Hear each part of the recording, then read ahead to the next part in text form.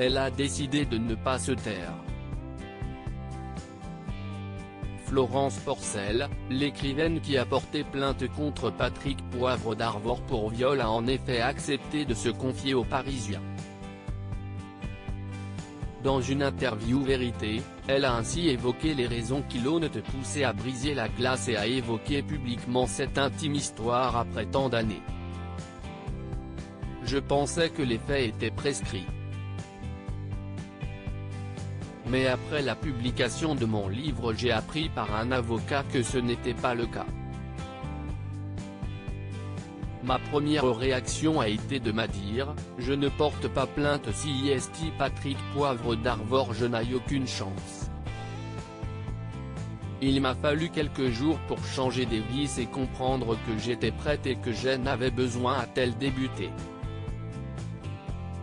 CIST en 2004, après avoir envoyé une lettre à Patrick Poivre d'Arvor, que tout a commencé pour Florence Porcel.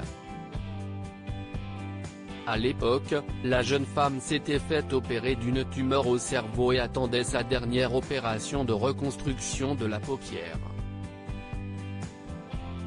Elle n'avait qu'un seul rêve, être publiée et avoir l'avis de PPDA qui lui aussi était écrivain.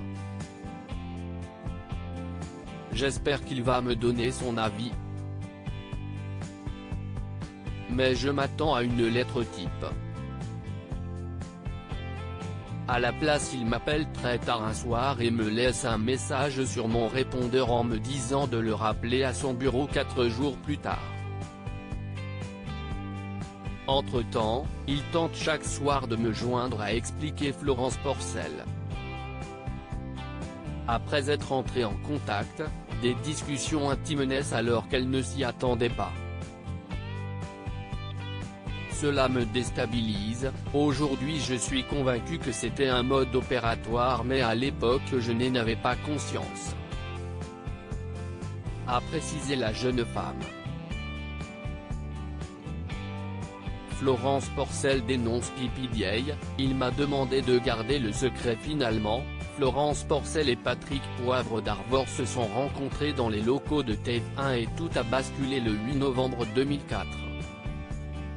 Il me propose de l'alcool. Puis, sans crier gare, il se lève de son fauteuil, fait le tour du bureau, me prend par la main et m'embrasse sans avertissement. J'ai un mouvement de recul car je panique totalement. Il ne dit rien. Sa seule réaction CIST de me resserrer contre lui et d'enfoncer sa langue dans ma bouche. Une fois à l'extérieur il m'a demandé de garder le secret a-t-elle ensuite raconté. En 2008, les deux protagonistes ont fini par avoir une relation consentie. Un an plus tard Florence Porcel a été victime de viol après avoir revu son agresseur.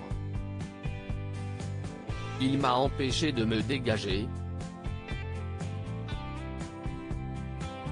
Je lui ai dit non à plusieurs reprises a-t-elle conclu. Depuis ces révélations d'autres femmes sont sorties du silence et Florence Porcel est félicitée. Désormais elle n'attend qu'une chose, que la vérité soit rétablie et que Patrick Poivre d'Arvor soit jugé pour ses actes.